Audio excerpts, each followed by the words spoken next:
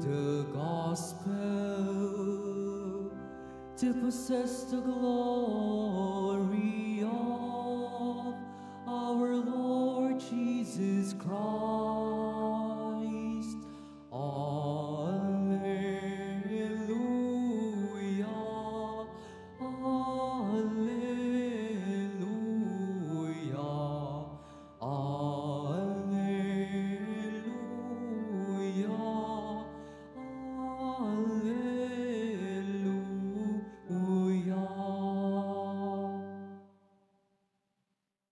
The Lord be with you. And with your spirit. A reading from the Holy Gospel according to Luke. Glory to you, O Lord. Jesus told his disciples a parable about the necessity for them to pray always without becoming weary.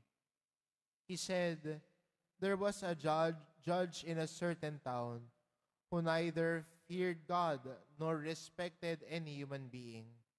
And a widow in that town used to come to him and say, render a just decision for me against my adversary. For a long time, the judge was unwilling.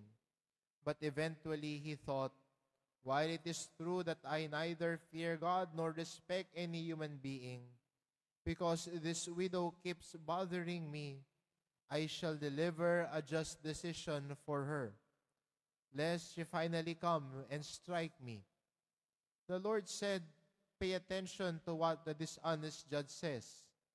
Will not God then secure the rights of his chosen ones who call out to him day and night? Will he be slow to answer them? I tell you, he will see to it that justice is done for them speedily. But when the Son of Man comes, will he find faith on earth? The Gospel of the Lord. Praise to you, Lord Jesus Christ. Please be seated. We welcome everyone in our celebration this morning. This Mass is our Pilgrim's Mass, where we welcome different pilgrims coming from different parts of the country. Yung mga iba ho ay balikbayan, iba ho ay lumuwas ng Maynila galing sa mga probinsya. Kayo po ay malugod naming tinatanggap sa Basilica Minor at Pambansang Dambana ni Jesus Nazareno. At ganoon din ang mga kapwa-deboto ho natin na nasa ibang bansa at nakikiisa sa ating pagdiriwang sa pamamagitan ho ng social media platforms. Tunay nga ho na ang Dambana ng Poong Nazareno ay tahanan ng bawat Pilipino, bukal ng pag-asa. And most of us come here to Quiapo, for some not on a Friday, but for some on a Saturday, because they want to find hope in the Lord, especially during moments in their lives that they could not see hope. They find everything hopeless. May pag-asa pa ba? May saysay pa ba? May mabuti pa bang mangyayari? But in front of the Lord, we can say, there is still hope. Because the source of our hope is not what is around us, but the source of our hope as Christians is the Lord Himself. Si Jesus ang ating pag-asa. Kaya kung tayo ay lalapit sa Kanya lamang tayo makakasumpong ng pag-asa na hindi tayo bibiguin. Siya ang bukal ng pag-asa nating lahat. At magandang paalala sa atin ng ating Ebanghelyo sa araw na ito. It is a good reminder for us Christians not to stop. Sa panahon ho ngayon, mabilis tayong sumuko. Pag nahihirapan tayo, mas gusto nating sumuko. Mas gusto nating umayaw, mag-resign, sumuko. Pero magandang paalala sa atin ng ating Ebanghelyo, kahit sa buhay panalangin natin, kahit sa buhay pananampalataya natin, sana hindi din tayo sumuko at panghinaan ng loob. Minsan para sa atin kasi mga Kristiyano, kapag hindi natin nakukuha agad yung pinapanalangin natin, sumusuko agad tayo. Gusto natin agad-agad, ngayon din, mabilisan, madalian. Kaya kung iniisip po ninyo na pag pumunta ka ng Quiapo, sasagutin agad ng Poong Nazareno ang panalangin mo, I don't want to keep your hopes high.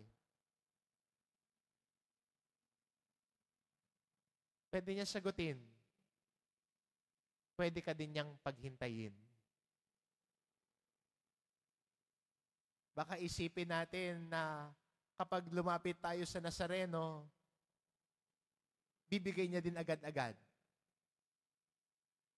Pwedeng oo. At yun ang karamihan ng iba. Yun ang karanasan ng iba. Nakakuha ng mabilis na sagot sa panalangin.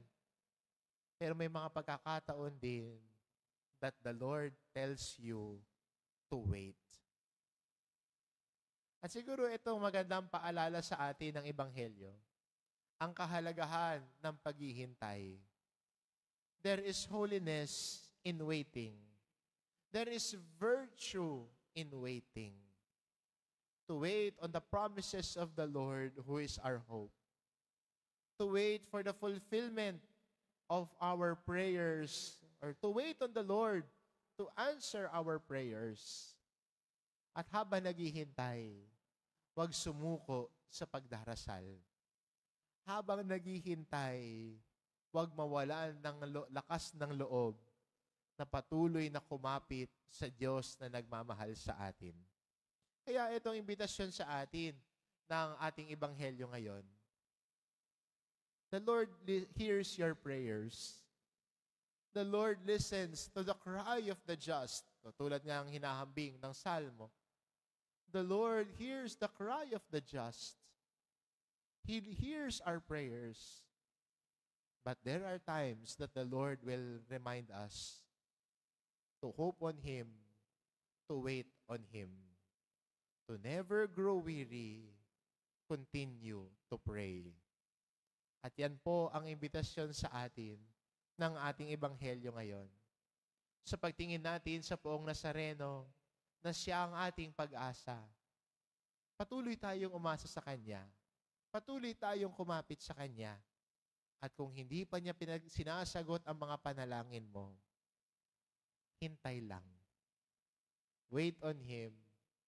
Hope on Him. Soon, or in God's time, your prayers might be answered or will be answered. Minsan, ang Diyos pa nga, sobra pa magbigay. Higit sa inaasahan mo, higit sa pinapanalangin mo, yun ay sa panahon na ibinibigay ng Diyos sa atin. Patuloy na maghintay, patuloy na umasa, dinidinig ng Diyos ang panalangin mo. Huwag kang sumuko, huwag kang tumigil. Amen.